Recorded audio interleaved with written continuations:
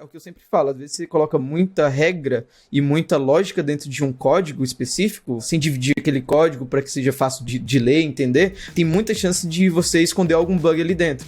Além de esconder um bug, também a parte de manutenção, né? É bem difícil você manter um código ali e você chegar num componente assim e ver um if ternário aninhado lá com 3, 4 condições, e aí você, tá, beleza, e agora aqui? O que é que eu fiz, pelo amor de Deus, que eu não lembro mais? Fiz ontem e não lembro.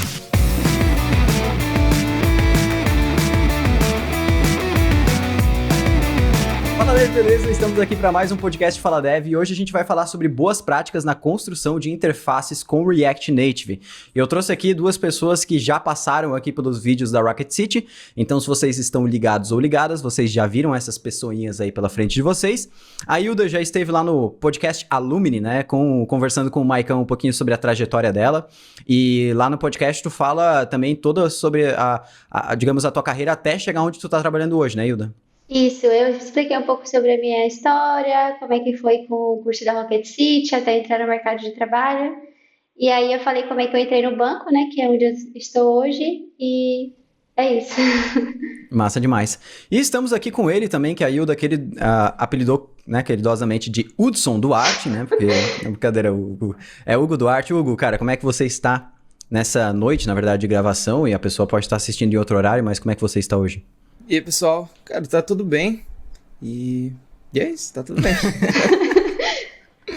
Fechado, galera. Bem bate-papo mesmo, a gente vai conversar geral sobre a parte de estilização. Mas antes da gente começar a entrar no assunto, eu queria saber um pouquinho mais sobre a relação de vocês hoje com o desenvolvimento mobile, os projetos que vocês estão criando hoje, os projetos que vocês estão mantendo. Então, hoje eu sou focada exclusivamente no React Native, né? Eu trabalho em um banco, como eu falei em outro episódio. Eu estou trabalhando no projeto do Pix, né? Então, acho que todo mundo conhece o Pix. A gente recebia, né, requisitos do Banco Central do Brasil e a gente tinha que... Teve um tempo, assim, relativamente curto para desenvolver, então foi um projeto bem desafiador. Eu acho que os maiores desafios que a gente está tendo realmente é na parte de interface, né?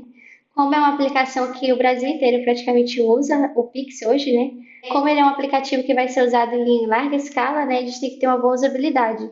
Então, a gente está sempre com esse olhar no aplicativo, né? De ver como é que a gente está falando com o nosso usuário, qual é o tipo de texto que a gente está usando, qual a cor, né? Que ele vai ter, como é que a gente quer mostrar os componentes.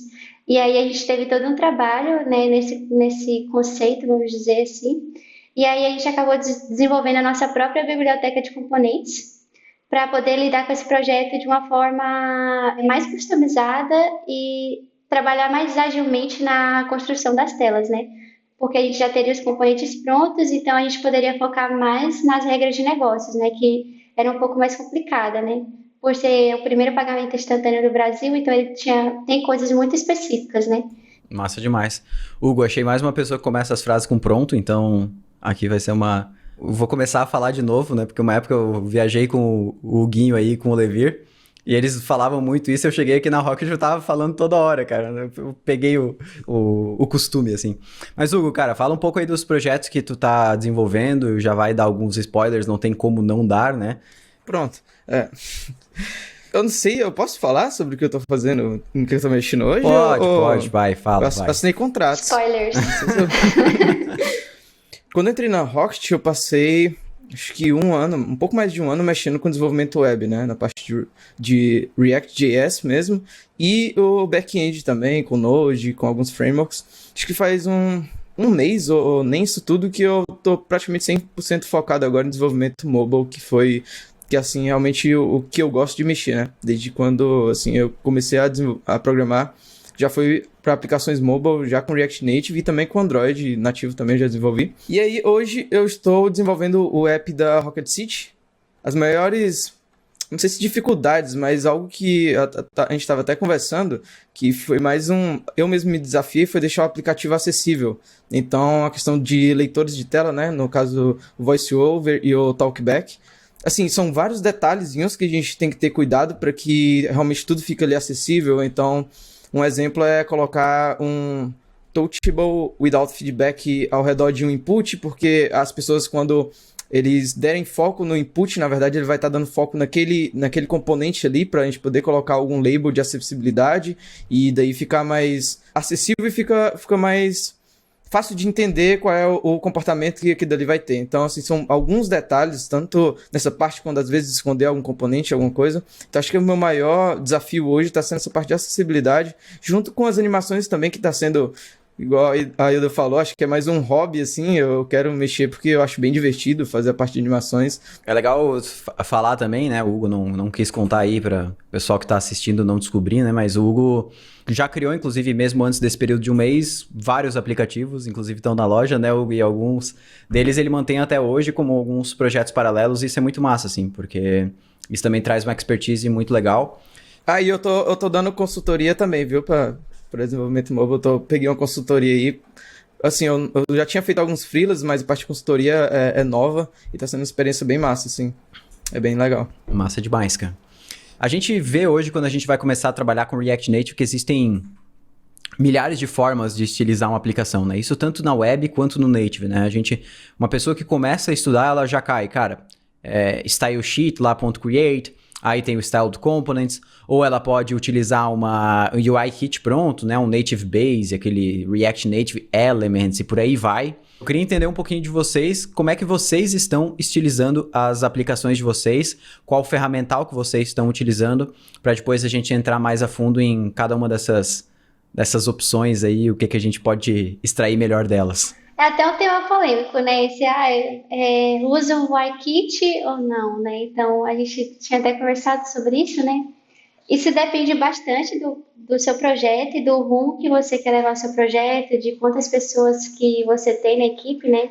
Eu não gosto muito de utilizar UI-Kits, porque eu gosto geralmente de ter componentes mais personalizáveis, né? Então, para ter esses componentes o mais personalizável possível, o melhor é que a gente crie ele do zero, né? Mas, por exemplo, se você tem um projeto que tem 2 pessoas, você tem ali um tempo bem curto para fazer, você não pode criar do zero, então a melhor solução é usar as UI-Kits, né? No banco, como eu falei, né, anteriormente, a gente criou nossa própria biblioteca de componentes. Então, é como se ele fosse um pequeno design system, né, que os designers criaram, todos os componentes que a gente teria no Pix, detalharam os tipos, fontes, pesos, alturas de linha, criaram uma régua de tamanhos, né, que eles chamam. Então, eles criaram aquela régua e naquela régua a gente teria do 2 pixels até os 110 pixels, por exemplo. Então, a gente teria que usar esses valores e eles mesmos já meio que definem até o nome, né, dessas variáveis, por exemplo. Height, XXL, XXXL. Então, depende bastante, né, mas no banco foi assim. E a gente acabou criando nossa própria biblioteca, né, e aí nisso a gente deixou mais personalizável, a gente colocou propriedades que a gente estava querendo, né, então ficou bem personalizável mesmo. Atualmente, e normalmente em quase todas as aplicações, a não ser que seja algum teste apenas em relação a alguma biblioteca ou algo que eu crie, eu uso mais o Styled Components para fazer a estilização dos aplicativos que eu crio, por alguns motivos. O primeiro é pelo fato de poder usar ali os temas e criar alguns tokens, algumas coisas, ele facilita bastante, que a gente consegue passar ele, porque ele tem um provider, né? Ele tem um theme provider e isso facilita bastante. E também por conta da lógica, porque com o Styled Components a gente consegue passar algumas propriedades justamente para esses componentes estilizados, e lá dentro a gente consegue, por exemplo, is disable, então a gente diminui ou não a opacidade de um componente, e isso fica, essa parte de lógica, não da lógica em si, porque não é lá uma lógica muito complexa, mas fica na parte do próprio componente, né? Porque assim, se a gente usar o Styled Sheet, uma coisa que a gente pode fazer, né? A gente pode passar um array de estilos, e daí sim a gente faz uma lógica para passar um estilo ou não, e aí eu acho um pouco mais verboso e acho que dificulta um pouco ali a leitura também, então eu prefiro o Styled Components por isso, mas assim, eu acho totalmente válido usar Styled Sheet ou qualquer outra biblioteca também, mas aqui eu mais me identifico assim, até pelo fato da sintaxe também ser igual do CSS, é o Styled Components, então atualmente eu uso mais ela. Assim, eu usava bastante o Styled Components, só que o que eu acabei achando, né? O Styled Components, ele acaba mudando bastante a sintaxe. Então, se em algum momento você precisar de tirar essa biblioteca do seu projeto, você vai ter uma refatoração muito grande para fazer, porque ele diferencia muito do Style Sheet nativo, né? Então, a gente buscou uma biblioteca que ela estende os estilos do Style Sheet nativo do React Native e permite a utilização do REM, além de poder fazer media carry, fazer algumas regrinhas que tem no CSS, né? Então a gente usa uma biblioteca que é parecida ao style sheet nativo, né? Então, se essa biblioteca for descontinuada, tiver algum problema, a nossa refatoração vai ser bem simples, que é só mudar o create lá, o antes do create para o style sheet normal.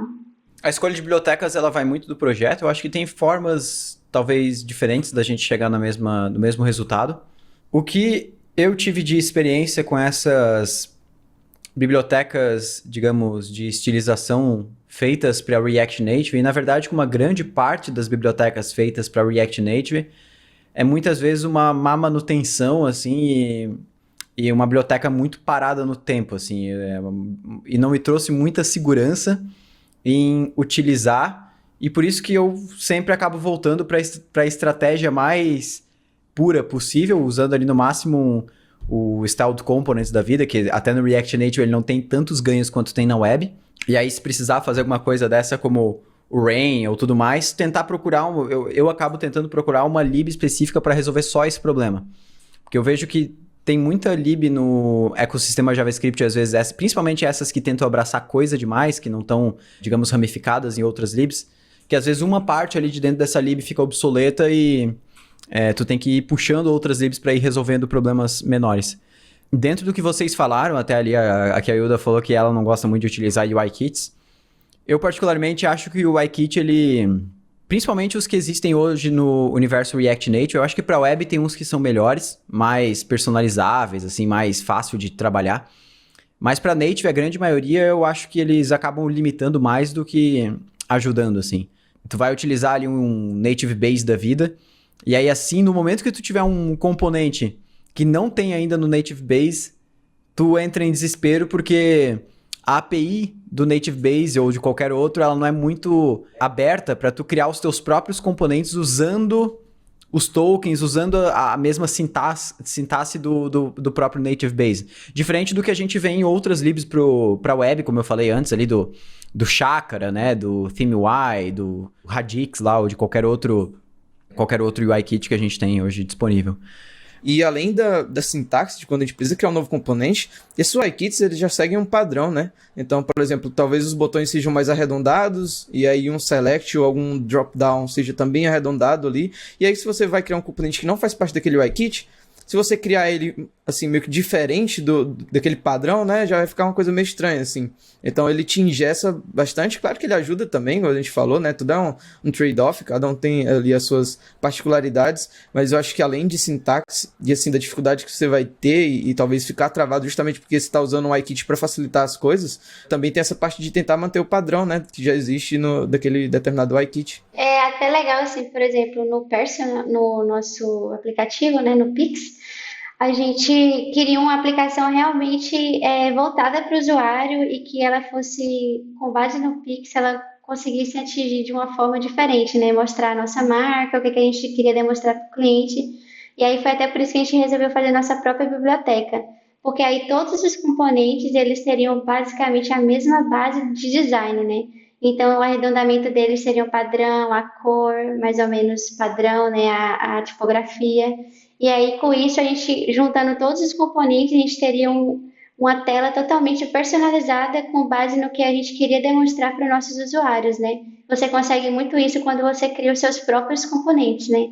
E vocês citaram muito na fala de vocês, a Hilda falou ali na questão da construção do design system ali dentro do app do banco, e eu sei que o Hugo usa isso bastante, que é a questão dos design tokens, né, que a gente fala, que são as famosas variáveis, né, reaproveitáveis, digamos assim, entre a estilização das páginas. E eu queria que vocês comentassem um pouquinho sobre isso, sobre como vocês usam isso, quando vale a pena colocar numa variável, quanto não vale. Eu acho que a gente começando assim pelo Design System, né, é importante a gente falar assim, o que é o Design System, né? Então, o Design System ele é um produto vivo, que ele pode ser constantemente melhorado e evoluído, né? Por isso ele é vivo.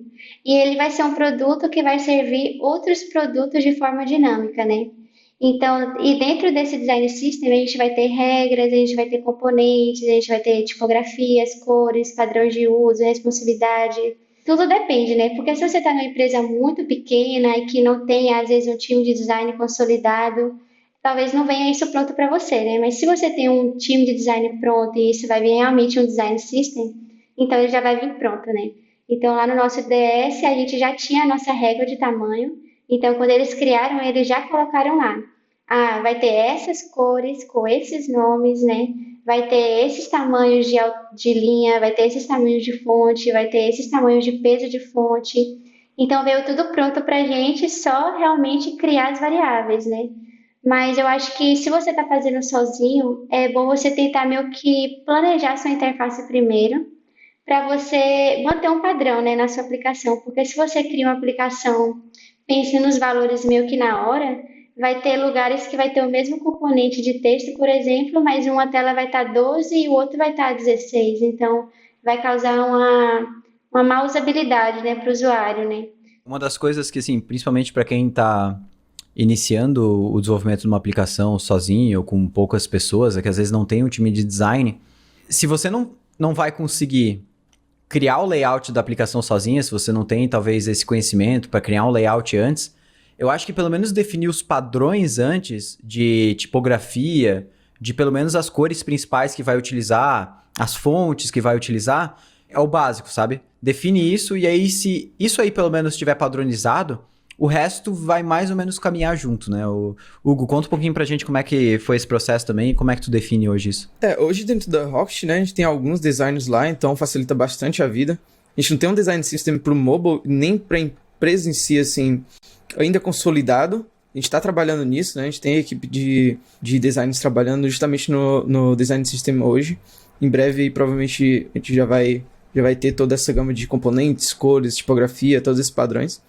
Mas assim, como a gente tem um design, a gente já tem um Figma ali, um layout pronto, já fica bem mais fácil, né? Porque o próprio Figma já tem algumas variáveis que você cria e você pode repetir elas, assim. Então, tem toda a tipografia lá de títulos, de, por exemplo, fontes de suporte. Tem vários tipos de coisas que você pode usar e transformar ele em tokens para que você não precisa ficar repetindo aquilo na sua aplicação. E o mais importante, eu acho, que é caso o design ou por algum motivo alguém troca aquele tamanho de fonte ou alguma cor, tu muda em um lugar e acabou. A aplicação toda já vai estar adaptada e fica muito simples de fazer isso. Mas aí, para quem está trabalhando sozinho, é um pouco mais complicado.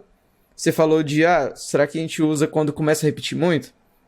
Talvez, pode ser que sim, pode ser um bom indício que sim, você use, mas pode ser que aquilo seja muito específico. Vai que, por exemplo, é um tamanho de botão ali, sei lá, quadradinho, que é daquele determinado, sei lá, 50 pixels por 50, e tem uma tela ali, em uma tela ou outra, e talvez seja mais fácil você componentizar aquele botão em si do que você criar lá uma variável de tamanho 50 pixels que é só daquele botão, entendeu? Então depende, é um forte indício sim quando começa a se repetir, mas nem tudo, principalmente no mobile, que assim, a área de toque do usuário tem que ser bem calculada para dar ali uma experiência legal.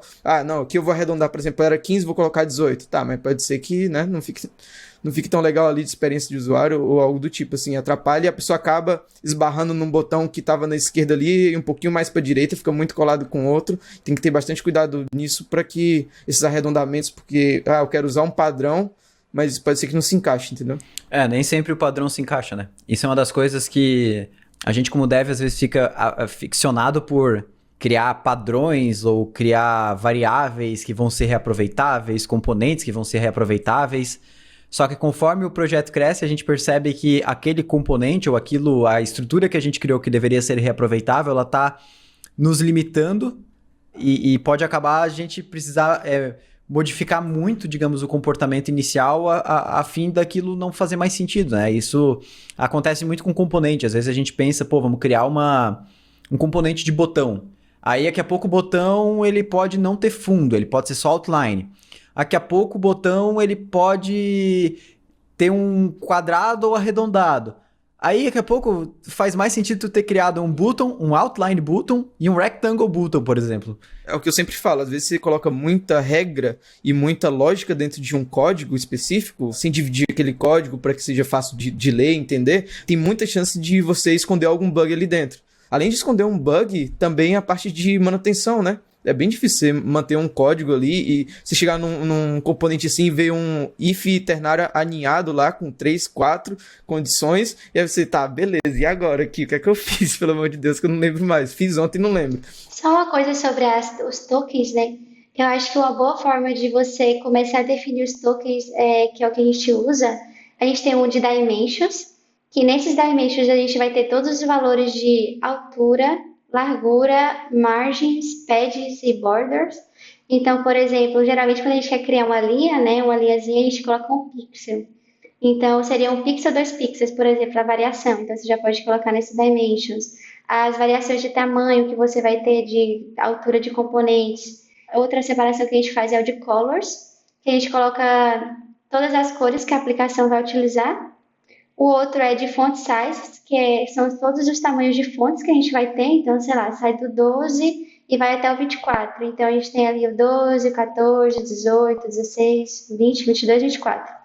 Porque uma boa prática do token é que quando você for usar ele na hora de criar um componente ou na hora de colocar um espaçamento na sua tela, é que você não vai colocar um valor da sua cabeça, né? Você já vai ter pensado antes, então ali você já vai saber que quando você der um dimensions ponto, ele vai vir ali aqueles tamanhos pré-definidos por você, né? Então já te ajuda meio que padronizar essa aplicação. Por exemplo, eu vou definir que todas as margens left e right da minha aplicação vão ser 16 pixels. Então, se eu ter ele lá já cadastradinho, na hora de usar vai ser bem fácil, porque eu só vou lá do um dimensions ponto e coloco 16 e já fica certinho. Outra coisa também que a gente usa é criar enums para poder também ter valores pré-setados, né? Por exemplo, a gente quer fazer um alinhamento de um componente. Então, a gente cria um enum de alinhamento, que aí seria left, right, center e justify. E aí, na hora que eu quiser dar um alinhamento, eu dou um align types, que é o nome do arquivo, ponto left ou ponto right. E aí ele já alinha, né? Então, isso previne que você não coloque um valor que não vai ser suportado pela propriedade, né? O valor da propriedade é um string de alinhamento, então você pode colocar o valor que você quiser e isso pode quebrar a aplicação de alguma forma, né? Então, você tendo esse enum, você já vai ter os valores pré-determinados. E outro enum que a gente usa também é para alertas, né? Então, a gente tem um enum de alertas, que aí já tem os tipos de alertas que pode dar na aplicação, que é do tipo erro, sussex, alert ou info, né? Então, com base nesses 4 tipos de alerta, ele vai mudar a cor de um... Aí você pode fazer uma lógica, né? Se for alert.erro, o meu alerta vai ser vermelho e o ícone vai ser vermelho. Se for do tipo info, é uma informação, então ele vai ser azul. A gente usa o que a gente chama de alias, né? Alguns apelidos para deixar também mais entendíveis, assim. Por exemplo, no lugar da gente colocar que o title é XL, por exemplo. Normalmente, às vezes, eu tenho esse valor, que são os tokens, mas aí tem também esses alias que daí seria, por exemplo, um título, tamanho de fonte título, daí ele tem aquele valor. Então, você pode usar, por exemplo, o tamanho de fonte XL em determinado lugar, mas se um determinado lugar... a legibilidade ali e realmente é um título de uma página, alguma coisa do tipo, a gente passa o title. Tem os alias e tem as variants também, né, que a gente chama, que eu acho que é mais ou menos o que a Hilda falou de um botão de sucesso. Ele tem um fundo tal, o tamanho da fonte é X e a cor da fonte é outra. Então a gente chama, se não me engano, a gente chama de variants, né? É bem legal. E tem o Stitches, que também o Diego conhece, é muito massa. É uma pena que ainda não tem suporte para o React Native. Tô sabendo aí que eles estão trabalhando nisso. Eu espero muito que fique pronto, porque eu acho muito massa. Esses alias, né, eles funcionam muito bem também na parte de cores, né? Porque às vezes a gente vai definir cores da aplicação, a gente não sabe se a gente bota o nome da cor como, sei lá, primary, secondary, ou se a gente bota o nome da cor mesmo, sei lá, purple, ou gray, ou black, ou white, alguma coisa assim, né? Pelo menos tu não precisa escolher entre um dos dois, quem sabe tu pode até utilizar os dois. Só que tem uma outra coisa no React Native que é uma coisa difícil de ser feita no React Native. Não existem padrões muito bem definidos nessa parte. E a gente vê isso já, por exemplo, na web, muito mais bem definido. Se vai pegar alguma outra tecnologia multiplataforma, como por exemplo, sei lá, o Flutter da vida já tem algumas ferramentas para lidar com isso, que é a questão da responsividade, né? A responsividade dentro do mobile, ela não acaba não tendo a mesma dificuldade de que fazer responsividade na web, porque na web, na verdade... A web é tudo, né? É celular acessando a web, é TV acessando a web, é tudo acessando a web. Quando a gente cria um aplicativo mobile, geralmente iOS e Android, no máximo acessado por um tablet. Grande maioria das aplicações eu acho que nem são ainda feitas para tablet. E aí eu queria entender um pouquinho mais com vocês, como que vocês estão lidando hoje com responsividade, o que vocês acham que é o mínimo que a gente deveria fazer e que vocês estão fazendo dentro da aplicação de vocês aí, tanto no app do banco quanto no app da Rocket. A responsividade, ele não é só você aumentar ou diminuir as coisas, né? Você tem que olhar o contexto. Então, uma das coisas que a gente fez para trabalhar a responsividade foi utilizar o Rain, que eu até fiz um artigo, né, sobre isso. O Rain, no React Native, ele se comporta de uma forma bem legal, que ele não usa a densidade de pixels do dispositivo, né? Essa densidade ela é calculada de várias formas e, dependendo da forma que ela é calculada, ela pode arredondar o valor, pode mudar, então é bom você ter uma forma diferente de você calcular tamanho de fonte, de espaçamentos, então a gente usou o Rain. E ele tenta se adequar de uma forma melhor dependendo do dispositivo que você vai utilizar, né? Então, se ele está no tablet, ele vai tentar mostrar a letra um pouquinho maior, mas não tão diferente de um celular, por exemplo, né? Eu lembro que tu até falou sobre isso na tua talk lá na ReactConf, né? Se eu não me engano, tu usa uma biblioteca que é o Extended Style Sheet, não é? Isso, a gente usava, só que essa biblioteca entrou naquele problema, né, que você falou anteriormente, de muitas bibliotecas no React Native, elas acabam entrando em não atualização, né? E aí a gente está buscando outras formas de continuar utilizando o Rain, né? Então fica aí uma dica para quem quiser desenvolver uma biblioteca para a gente utilizar o Rain, a gente está precisando disso, porque no React Native a gente tem poucas formas de lidar com isso, diferente do web, né? Style de Components, se eu não me engano, ela lida bem com o Rain, mas acho que ela utiliza o Aim também, ela aceita o Rain. Então, uma forma também é você usar, se você não tiver uma lib que lide com isso, você também pode usar porcentagem, que também é uma medida relativa, e aí você só vai ter que fazer aquele trabalhinho, né, de ver quantos pixels vai ficar em uma porcentagem, né, mas seria basicamente isso. A gente tá, inclusive, desenvolvendo... Cara, a gente tá, assim, protótipo de uma biblioteca para responsividade no React Native, que é algo que a gente tá criando ali, o Hugo principalmente está criando, na verdade eu só meio que lancei a ideia, criei um padrão e deixei na mão dele, mas para trabalhar com RAM, quem quer realmente assim, só quero trabalhar com RAM, é a única coisa que eu preciso de responsividade, tem uma lib muito legal, né, Hugo, que é a React Native Responsive Font Size, é basicamente isso, ela tem duas funções dentro dela, uma para trabalhar com RAM e uma para trabalhar com percentual, com tamanho baseado no tamanho da tela, né? Mas o Hugo pode comentar um pouquinho sobre o que ele está fazendo de responsividade ali no React Native para a gente entender um pouquinho mais também e as principais coisas que a pessoa que vai desenvolver um app precisa tomar cuidado nessa parte. Partindo lá do começo de como deixar o nosso app responsivo, acho que duas assim, coisas que a gente pode levar em consideração. Claro que a gente não tem ali, a gente tem que usar, se a gente não usar na biblioteca, alguma coisa assim, a gente tem que usar o pixel, né, no React Native, daí tem a densidade de pixel, que a Hilda já falou, então, normalmente os dispositivos iOS têm uma densidade de pixel bem maior, então o teu, por exemplo, botão ali, ou o teu texto vai ficar menorzinho ali no dispositivo iOS, no teu iPhone ou no iPad. O que, assim, você pode usar para te dar mais uma responsabilidade, eu acho que é o Flex, o Flexbox, que já vem no React Native, isso te ajuda bastante, então, em vez de tu ficar dando alguns paddings, alguns margens ali pra ficar exatamente igual ao layout, cara, usa um space between, um space around, usa esse tipo de coisa, para que a aplicação ela não fique... Tá, pode ser que o espaçamento não fique exatamente igual tá lá no layout ali, no aplicativo, sei lá, no smartphone menor. Mas com certeza ele vai se adaptar melhor ali para um tablet, se adaptar melhor para diferentes tamanhos de fontes. Então eu aconselho bastante o uso do Flexbox.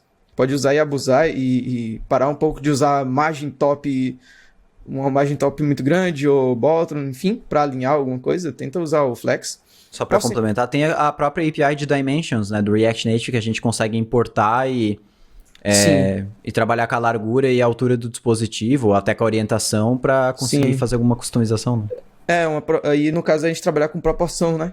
A gente consegue trabalhar com altura e largura para calcular ali uma proporção de diferentes dispositivos, né? Também ali você vai ter que fazer um cálculo, né? Vai ter que dar uma pesquisada e olhar ali o que vai se adaptar. É um pouquinho mais trabalhoso, assim, mas a gente consegue usar essa proporção para fazer essa responsabilidade e tal. Fica bem legal também. Uso bastante.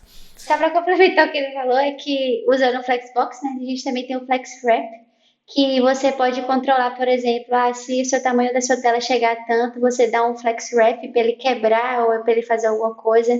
Muita gente não se aprofunda muitas vezes no Flexbox, né?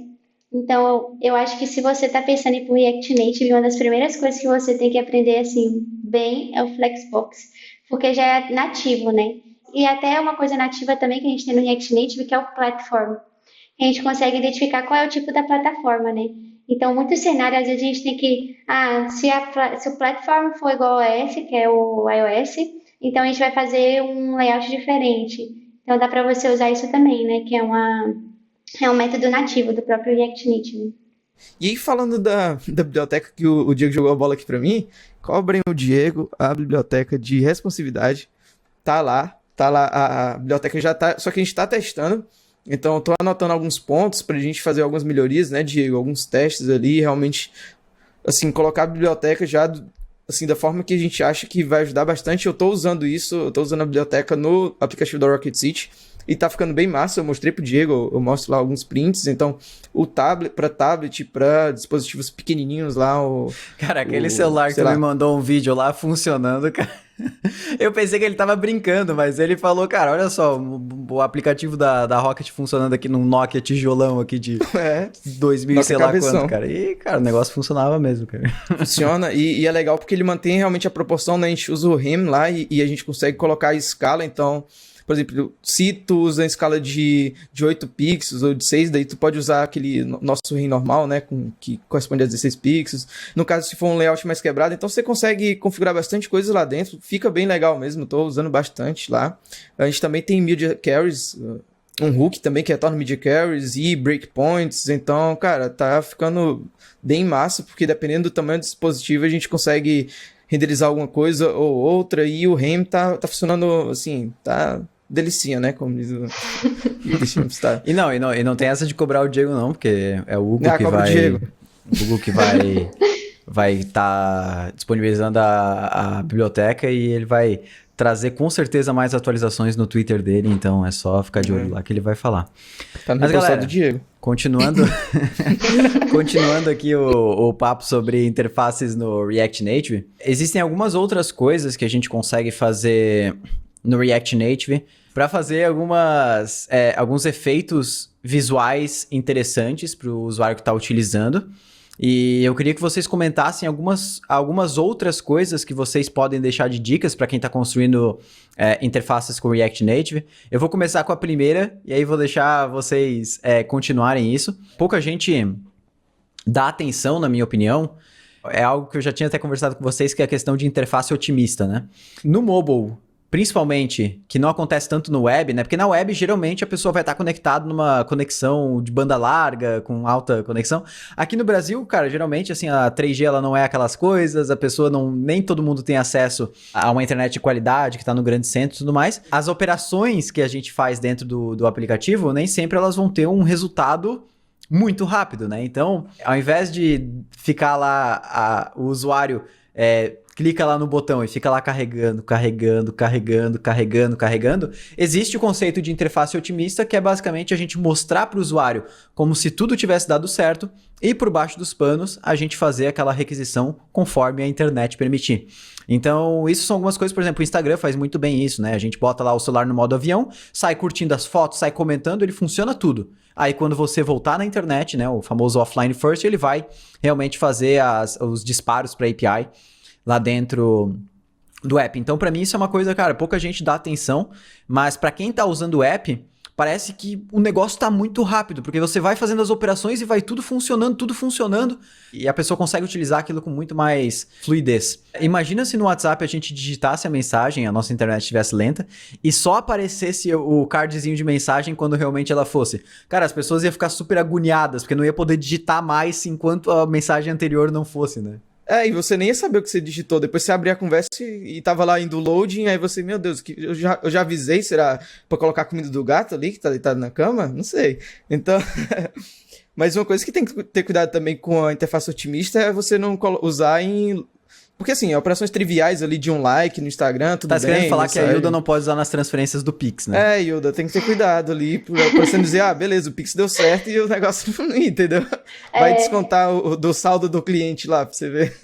Eu vejo pouca gente também que se preocupa com a questão de loading nas telas, né? Então, às vezes entra numa tela de listagem ou uma tela de um detalhe E aí fica lá aquele spinner gigante no meio da tela, porque o pessoal testa a API em localhost, alguma coisa assim, e não imagina o quanto que isso pode acabar demorando. A própria questão de mensagens de erros, né? Muita gente às vezes faz chamadas para API de cadastro ou qualquer coisa assim e tipo... E aí o pessoal às vezes acaba esquecendo de mostrar erros de validação, mostrar erros que vêm da API, às vezes os erros ficam muito genéricos, né? Lá dentro retorna o erro da API lá, internal server error ou qualquer coisa assim, e isso acaba chegando para o usuário. Tipo, isso para o usuário não significa nada, né? Então, essa tratativa de erros é bem importante também, né? Isso, na nossa aplicação a gente faz uma boa tratativa de erros, é algo que eu gosto muito. A gente usa os sagas para isso, né? Então a gente tem os sagas para modais, sagas para alerts, nós temos também os sagas para loadings. Então a gente criou o nosso saga lá padrão, que aí a gente já fala, esse componente aqui ele vai chamar o componente de loading. Nesse componente a gente vai ter que passar qual é o tipo do status, né? Se ele é carregando, sucesso ou erro. A gente passa a mensagem, o título, o ícone e a gente passa, por exemplo, o tipo do botão, né? Como a gente tinha falado lá em cima, é até o que eu tinha esquecido de comentar, né? Quando o Hugo estava falando de botões, uma coisa que a gente tem que tomar atenção é qual é o tipo de componente que a gente está criando, né? Porque às vezes a gente quer ficar mudando muito o componente, sendo que o mais fácil é você criar componentes diferentes. Então, na nossa aplicação, a gente tem o Line Button, que é aquele botãozinho que só tem uma linhazinha embaixo. A gente tem o Linked Button, que é como se fosse um quadradinho, e aí esse quadradinho ele pode ter um fundo ou não. E aí, nesse Sagas, a gente passa, né? Qual que é o tipo de botão também que esse load vai ter, né? Porque ele pode assumir diferentes tipos de botões. E a gente faz um trabalho bem assim, junto com o back-end. A gente mapeia os erros por códigos e a gente coloca só os códigos na nossa tela, né? O back-end vai mandar que o erro é um código 20 e aí no front-end já tem mapeado que o código 20 ele é o erro de tente novamente, por exemplo. E outra coisa que a gente faz também é que sempre que a gente vai fazer uma requisição à API, a gente chama o loader, né? Então a gente chama o loader e ele tem um tempo. Se passar aquele tempo, por algum motivo, se for internet ou que a API está demorando muito, a gente já mostra que deu um erro e aí a pessoa ela tem que fazer novamente ou aguardar um tempo, né? Então eu acho que é muito importante essa tratativa de erros porque a gente está cuidando bastante da user experience, né? Porque você, como usuário, quando você clica em algo ou você está querendo fazer algo, você espera uma ação disso, né? Então é importante você passar essa sensação para o usuário que está acontecendo algo, né? Você clica no botão e demora, e aí o aplicativo crash e fecha. Aí o usuário fica, meu Deus, o que aconteceu, né? Ainda mais no ambiente bancário, né? É todo tipo de público do mundo, né? Não é tipo, a gente vai criar um app aqui da Rocket City, a gente sabe mais ou menos o tipo de público que vai utilizar. Cara, app bancário, meu Deus, desde adolescente até pessoa que às vezes não tem conhecimento nenhum em utilizar o dispositivo móvel, ele não está acostumado. Então, se a interface ela não está muito clara no que está acontecendo, é muito provável da pessoa se perder e achar que alguma coisa aconteceu quando não deveria ter sido feita. Por exemplo, tá lá numa listagem de transações que a pessoa fez. O status da transação está muito pequeno ou não mostra ele na listagem, que foi uma transação que não deu certo, por exemplo. Para a pessoa que é leiga ou que não usa tanto aquilo, que não está tão acostumada, aquilo vai considerar uma transação como se fosse uma transação feita e por aí vai, né? Então, assim, vai ter que trabalhar muito com cores para mostrar que foi feito, que não foi feito, com ícones muito claros do que deu certo, o que não deu, né? Então, eu imagino que no banco, ainda mais do que aplicações tradicionais, a gente tem que cuidar com os elementos que a gente coloca em tela, né? Exatamente. E assim, é engraçado... pode falar, Hilda. Não, era só exatamente. Não, e assim, a Hilda tava falando e eu pensando que, nossa, é muito engraçado que a gente tem que dar um feedback pro usuário, isso é de extrema importância, eu acho que todo mundo sabe disso, né? Acontece muito isso que o Diego falou, de às vezes a gente não tratar ali algum loading, alguma coisa como deveria, justamente porque a gente testa em localhost. Como assim, a experiência do usuário é diferente de aplicação para aplicação, né? Eu também já trabalhei, na verdade, o meu primeiro emprego foi no fábrica de software e eu peguei para desenvolver um aplicativo bancário. E era exatamente assim, igual a Hilda falou, né? Eu também criei os modais de load, então ele ficava aparecendo load, e aí também erro também era um modal que bloqueava as ações do usuário ali, alguma coisa do tipo, porque realmente tinha que tinha que ser um pouco mais engessado, entre aspas, porque eu não queria que o usuário, por exemplo, fizesse alguma outra ação de voltar, alguma outra coisa, enquanto eu estou fazendo aquela requisição, que é algo que não pode dar errado, ou se der errado, tem que ser uma transaction, né? Assim, ou dá certo ou nada dá certo.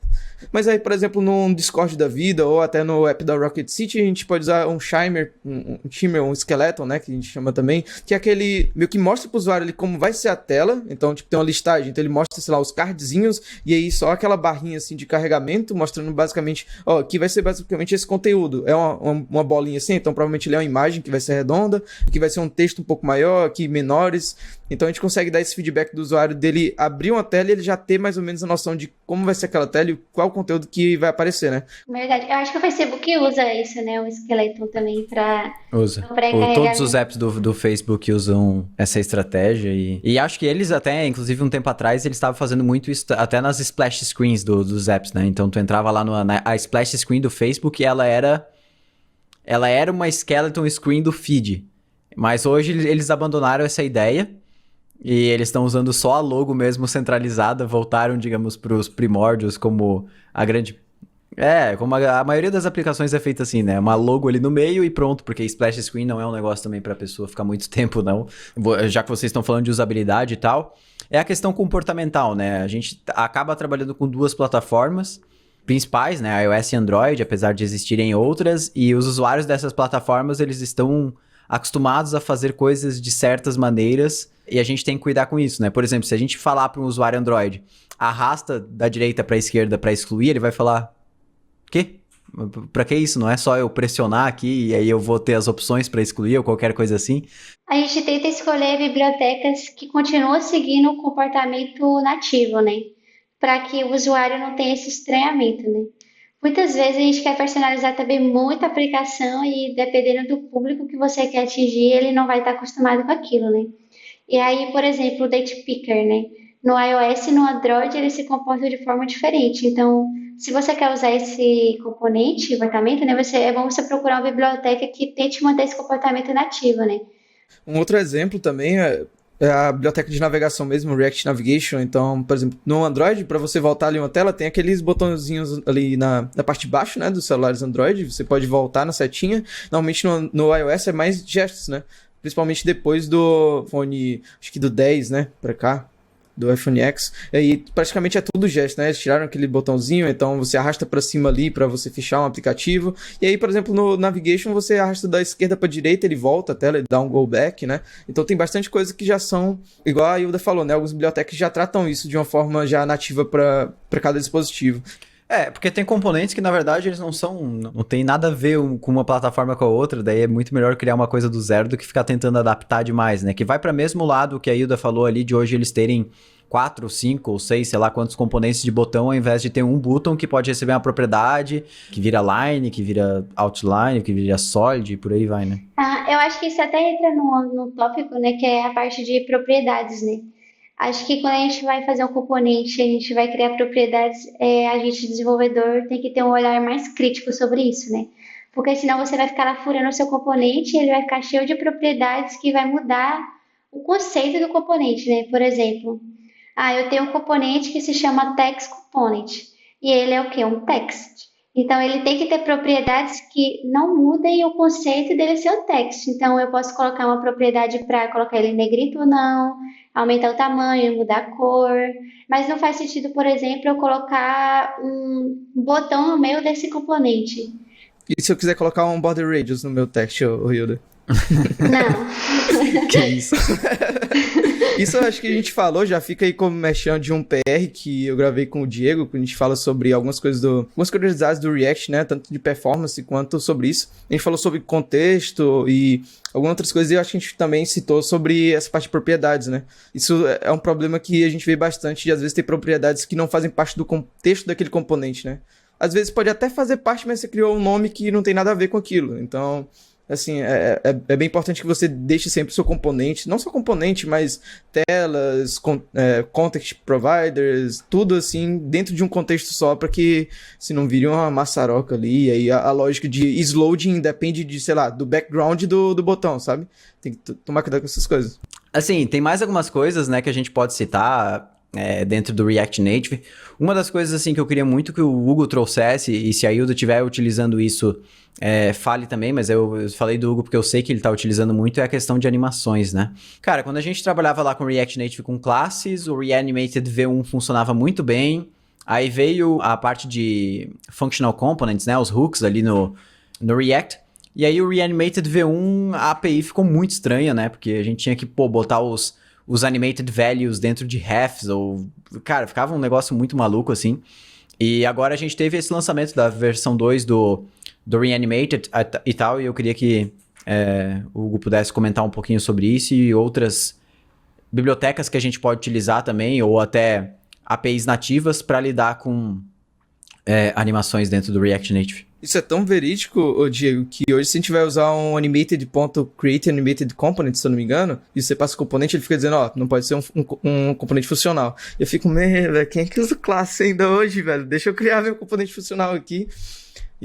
Nossa, é bem chato essa parte ainda. Mas a V2 cara, é outro mundo, é totalmente diferente. Tipo, ele já vem com hooks, né? Então a gente consegue usar vários hooks ali. E a parte também de UI-Thread e JS-Thread também, que a gente tem mais controle agora. Então, assim, as animações ficam bem mais performáticas. A gente tem um valor compartilhado ali de animação que você cria lá com Animated Shared Value. E aí a gente consegue, por exemplo, usar um use timing. Tipo, eu quero que esse valor aqui vá de 0 para 1 em determinado tempo. A gente consegue aninhar algumas coisas que, se eu não me engano, é o use sequence, se eu não me engano, é um hookzinho, e aí você consegue ficar colocando, eu quero que você use o timing aqui, agora eu quero que você coloque um delay, e agora é bem massa, é tudo com hook, e, cara, ficou bem mais simples de usar, e a gente consegue fazer animações também de uma forma bem mais limpa, bem mais clean, porque ele também tem algumas funções do Use Animated Style, se eu não me engano. Eu posso estar errando alguns nomes, porque é muito nome de muita coisa. Mas, assim, daí aquela estilização que a gente usa lá o componente, o valor compartilhado de animação e tal, fica tudo bem isolado, sabe? Diferente de antes, que daí a gente tinha que pegar lá, criar algum estado ou alguma referência para armazenar aquele valor, e aí dentro lá da estilização a gente tinha que dar lá um transform, e aí ia aquela belezinha que era de antigamente, né? Mas ficou muito mais simples, recomendo demais dar uma olhada na Reanimated V2, já tá, assim, disponível, a gente consegue usar com o Expo, com o Berry Project, com o projeto usando CLI, ficou bem massinha. Inclusive tem um vídeo aqui no canal de um tempo atrás, de quando a Reanimated V2 estava em beta ainda, que lá já dá para ter um preview de como utilizar a Reanimated V2, né? Provavelmente só procurar aí no canal da Rocket City no YouTube por Reanimated, você vai cair nesse vídeo, deve estar aí de um tempinho atrás, foi um code drop. E realmente, assim, cara, mudou muito, assim. Trabalhar com a Reanimated V1 não... As coisas mais simples até era fácil de fazer, mas sempre que tu ia para uma coisa um pouquinho mais complexa, que envolvia cálculo, acabava ou não ficando tão performática, ou ficando com uma API muito esquisita de trabalhar, assim, e agora, como o Hugo explicou, ela tem uma integração entre a thread, né, que roda tanto pelo lado nativo quanto pelo lado do JavaScript, uma integração muito boa, tu consegue controlar muito fácil, isso aqui eu quero que roda nessa thread, isso aqui eu quero que roda nessa, e fica muito fácil. A gente usa os worklets, né, Diego? Os worklets lá, que eles têm aquela API, né? Uhum. E a gente consegue... Opa, desculpa. Mas só pra falar, a gente consegue animar também até... Assim, antes era bem chatinho, mas hoje a gente... Tanto tem as animações de estilo, que foram essas que eu falei, a gente consegue até animar propriedades ali de componentes que a gente usa o Create Animated, ou a gente pode usar o Animated.view, então a gente consegue animar propriedades, e isso é muito massa. Além de estilos, a gente consegue animar o path de um SVG, sabe? E é muito mais simples, porque realmente a gente só usa lá o Use Animated Props, e aí ele gera uma propriedade, você só passa pro componente e acabou, assim. Você passa o Animated Props, né, que é a propriedade do componente animado, e acabou, assim. Fica muito mais clean de fazer hoje em dia. E tem uma outra biblioteca que eu acho que é legal falar pro pessoal ficar de olho, porque assim, na web o pessoal gosta muito de usar o Framer Motion, né? Que é uma API, digamos, declarativa de criar animações, né? O Reanimated por si só, ele tem uma API imperativa, né? Então eu basicamente pego um componente e falo para ele qual que é o passo a passo dele animar. E aí o Framer Motion, ele tem uma API declarativa, então eu falo, quando eu defino o componente, eu falo, ele faz um fade-in, eu só passo uma propriedade fade-in. Ou seja, automaticamente quando ele for exibido em tela, ele vai fazer um efeito de fade-in. E aí isso no Framer Motion é muito massa para web, e a gente sentia falta de uma biblioteca que fazia isso no mobile. E agora tem uma biblioteca chamada Moti, né? M-O-T-I, que é uma biblioteca que está sendo criada há pouco tempo, que é baseada no Reanimated V2, que traz essas funcionalidades do Framer Motion para dentro do React Native e funciona muito bem, né? Outra coisa que dá para citar dentro do ecossistema React Native é o Lottie, que eu acho que pouca gente usa e que, cara, tem um resultado muito massa. Que para quem não sabe o que é o Lottie, basicamente ele permite que você use animações feitas em After Effects dentro da sua aplicação React Native de uma maneira super performática, porque o After Effects ele consegue exportar a animação em um JSON. E aí esse JSON consegue ser lido pelo aplicativo de uma forma totalmente nativa e renderizado através de uma animação. Isso funciona super bem, principalmente para aquelas aplicações que têm umas animações já que não são tão 2D, digamos assim, né? Que já mexem com umas coisas assim um pouco mais malucas, ou que é um ícone mexendo e tal. Então, o Lottie também tem vídeo no canal da Rocket City e é uma parada assim que, cara, faz toda a diferença e pouca gente usa e é muito simples de utilizar, né? Ela dá uma outra vida pra aplicação, na verdade, né? E sim, é bem fácil mesmo, igual o Diego falou. E tem várias animações lá no próprio site lá do Lottie, né? Que você só baixa, animações gratuitas, você baixa e usa no seu aplicativo, então um modal de sucesso ali que a Hilda usa no banco, fica até como dica, Hilda, tô brincando. A gente coloca alguma animaçãozinha assim, fica assim, dá outra cara pra aplicação e é bem performático, igual o Diego falou, e muito fácil de usar também. O Lottie é sensacional também. Se eu não me engano, a gente usa ela pro load, no carregamento do load, pra mostrar se tá vermelhinho, verde, a gente usa ela. Só para falar um pouco da Mote lá, que o Diego falou, né, que é parecido com a Framer Motion pro React Native, é uma coisa bem legal nela que a gente consegue fazer uma animação para quando o componente vai ser desmontado. Então, uma coisa bem chatinha da gente fazer é animar, por exemplo, um componente quando ele vai ser desmontado. Eu quero que, por exemplo, ele dê um fade out, né? Eu quero que ele desapareça assim, ou que ele vá para baixo, para cima, enfim. E lá a gente consegue colocar ele dentro, esses componentes animados, dentro de um outro componente, né, de um componente Py, e aí a gente consegue passar lá as propriedades e quando esse componente ele for desmontado, ele vai executar uma determinada animação para que ele seja desmontado, né, e fica bem simples assim de fazer e é bem massa. Cara, eu acho que a gente discutiu muita coisa dentro do ecossistema de construção de interfaces com React Native. Com certeza eu deixo aberto pra galera que tá assistindo esse episódio dentro do YouTube mandar dúvidas aqui embaixo, pra quem sabe a gente trazer um próximo episódio comentando também sobre dúvidas que o pessoal tem ou sobre desafios que o pessoal tem na construção de aplicações com React Native, pra gente tratar aqui sobre outras coisas, quem sabe não só interfaces, podemos entrar mais nisso, mas tem muitas outras coisas que causam dor de cabeça, não só dentro do React Native, mas dentro do desenvolvimento de vários outros tipos de aplicações com outras tecnologias também, que a gente pode discutir aqui dentro do Fala Dev. Poxa, eu queria agradecer vocês demais pela participação e pelo compartilhamento do que vocês estão construindo diariamente e os desafios que vocês estão tendo e como vocês estão resolvendo. Eu acho que a gente pode, eu daria de dica da pessoa ser persistente, porque quando você escuta esse monte de dica, você pensa, ai meu Deus, isso é muita coisa, por que eu devo me preocupar com tanta coisa assim, né? E eu acho que você tem que pensar, a gente, né, como dev, está entrando em um novo momento hoje no mercado de trabalho, né? E eu acredito que a gente tem que ser mais profundo nas coisas que a gente está fazendo, né? De tentar buscar entender por que você está fazendo isso, quem que você quer atingir com isso e o que você quer que o seu usuário pense na hora que ele está usando a sua aplicação. Por exemplo, se meu pai utilizasse o aplicativo do banco, ele conseguiria entender, ele conseguiria fazer o que ele quer, o texto está descritivo o suficiente. E às vezes a gente deixa isso muito na mão do design, né? A gente joga muito essa responsabilidade. Não, o design que está criando lá a interface, ele que pensa em a melhor solução. Mas eu acho que isso também é um papel do dev. E eu sou muito colada no time de design, eu falo com eles todos os dias, constantemente. E eu dou pitaco mesmo. Se eu vejo que tem uma fonte que está muito pequena, eu vou lá e falo. Eu falo, olha, eu testei essa fonte no emulador, ela ficou muito pequena. Eu acho que a gente pode aumentar de 12 para 14, por isso, né? Dou explicativa.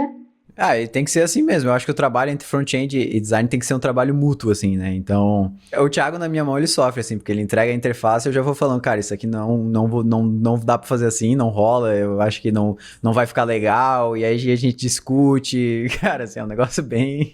Tem que ser cara, porque, assim, nem tu, nem o designer necessariamente é dono da verdade. Tem algumas empresas até, tipo, aqui na Rocket, muito a gente tem... toda uma pesquisa antes de desenvolver as interfaces, então passa por uma definição de produto, aí vai para UX, aí UX depois vai para UI, aí de UI vai para Dev, aí é um pouquinho mais difícil, mas nessa questão ainda de tamanhos, essas coisas assim, ainda de vez em quando vem alguma coisa que a gente vê que às vezes o designer tava finalizando ali uma tela, foi fazer com pressa, mandou um tamanho ali de fonte 17, cara. Nossa, quando vem 17, 20, 27, umas coisas quebradas assim, já me dá umas 3 tipos de agonia diferentes, cara. Ô, Diego, fala assim, ô, Thiago, nem eu nem você, vamos para 16 ali, vamos colocar um 16. Um que é 18, o outro... O que eu daria de dica é isso, né? Da gente ter esse olhar também, assim, mais crítico e mais cauteloso com o que a gente está fazendo, né? Porque, principalmente no React Native, você não é só aquele desenvolvedor que vai estar lá e cuidando da regra de negócio, né? É muito também a interface, né? E uma coisa que eu penso, por exemplo, é o que faria uma pessoa usar o aplicativo que eu estou construindo e utilizar um outro aplicativo? Eu acho que é justamente o que ele vai sentir quando ele está usando, que é a usabilidade e a experiência ali na aplicação, né? Então, pensando nisso, eu tento fazer da melhor forma possível. Mesmo que ele não saiba o que eu estou codificando, eu tento deixar bem usual para ele, né? Testar e também passar para, sei lá, para o parente, testar e falar, me dá um feedback, o que você está achando? Você conseguiu entender o que eu estava querendo fazer com essa aplicação? Então, a minha dica seria essa, a gente ter esse olhar mais crítico, né? Assim, igual a Hilda falou, pode ser que o designer não tenha feito ali uma tela de loading ou não tenha dado algum feedback X para o usuário. É você que está desenvolvendo, sabe? Você tem que fazer aquilo, você tem que ter cuidado com o seu usuário, porque, assim, acho que tem algumas formas de fazer o teu produto ali ter algum sucesso, né? Seja o teu produto ser muito bom, e a pessoa usa porque realmente, nossa, esse produto aqui, eu não gosto dessa interface, é bem ruim de achar as coisas, mas, cara, soluciona muito bem meu problema, sabe? Ou você vai investir muito, talvez, em marketing e cupons e, não sei, enfim, em muitas coisas ali, ou tu vai conseguir manter o teu usuário... assim, tu vai prender teu usuário e às vezes até as pessoas preferem alguns aplicativos justamente pela usabilidade. Então eu tô tentando deixar o aplicativo da Rocket City acessível, até porque nossa plataforma ela é uma rede social, né? Então a gente tem um perfil, tem bastante coisa. Porque, cara, eu quero que alguma pessoa... Assim, se alguma pessoa acessar esse aplicativo com alguma deficiência e tal, ele fica, nossa, velho, esse aplicativo aqui eu tô conseguindo usar e eu consigo usar essa minha rede social aqui e é mais um estímulo para que elas se comuniquem com outras pessoas, porque realmente ela me dá aquilo que eu preciso e a pessoa tomou cuidado com alguns detalhes que, assim, em alguns outros aplicativos de rede social X ele não tomou. Então, eu acho que você tomar cuidado com... O seu usuário é o principal, assim... É a sua principal... É o alvo, né, da sua aplicação. O que você tem de mais importante ao seu usuário. Então, toma cuidado com isso. Testa outros fluxos. O que acontece muito é você testar e fazer apenas fluxos de sucesso, né? O fluxo feliz, que a gente chama. Então, sei lá, você abre o modal, tá, mas e se o usuário clicar ali fora do modal? O que é que vai acontecer? Então, testa algum desses fluxos justamente para o teu aplicativo não quebrar e para que o teu usuário tenha uma experiência... muito boa com o teu aplicativo. Não espera pelo time de design ou alguma outra pessoa testar. Esse de teste é muito legal também, é muito importante. Quando a gente vai subir uma nova feature, né, no Pix, a gente faz o quê? A gente para os devs, a gente se reúne numa salinha que a gente chama de uma salinha de guerra no Discord, e aí a gente coloca todos os desenvolvedores para testar. E aí é aqueles testes loucos mesmo, assim, teste de usuário raiz, né, tipo... Faça coisas que a aplicação não consegue, entendeu? Tente fazer o máximo que você não pode fazer. Então, seria uma dica boa também de você chamar os seus outros amigos desenvolvedores, né, que estão desenvolvendo a aplicação e fazer uma bateria de teste para tentar prevenir, né, esse tipo de experiência ruim. Mas também, se possível, criem testes também de end-to-end, pelo menos ali, da sua aplicação. Então, é mais complicado, assim, um pouco, e eu acho que pouco a gente faz, mas testes também é muito importante que seja feito no aplicativo. Então. Tem até algumas plataformas como o próprio App Center e o Test Lab lá, que eles têm aquelas ferramentas para testar o teu app em várias telas de dispositivos diferentes. E, inclusive, se tu tiver alguns testes automatizados ali, eles conseguem rodar esses testes automatizados em diferentes telas para ver se está batendo. Mobile, ainda mais do que web, eu sempre vejo cada vez mais essa, que nem a Ida falou, um certo trabalho manual, digamos assim.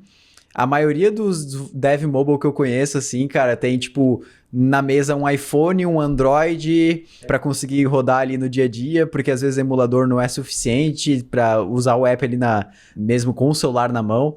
Então, assim, é uma coisa, é um pouco diferente dos outros modelos da web. Cara, a gente falou sobre muita coisa. Pô, foi muito massa ter vocês aqui. Espero a gente gravar juntos no futuro e deixo aberto também pra galera que tá assistindo, claro, deixar um comentário aí embaixo com possíveis dúvidas que surgiram aí ao longo desse episódio do podcast. E, claro, independente da onde você tá vendo, se você conseguir dar um like, uma estrela, sei lá, a gente tá em tantos lugares com o podcast Fala Dev que eu já não sei mais. Deixar um comentário aí também do que você achou, se inscrever no canal caso você esteja pelo YouTube. E é isso, eu vou me despedindo por aqui, um grande abraço. Hilda e Hugo, querem deixar um tchau? Tchau, tchau. Valeu.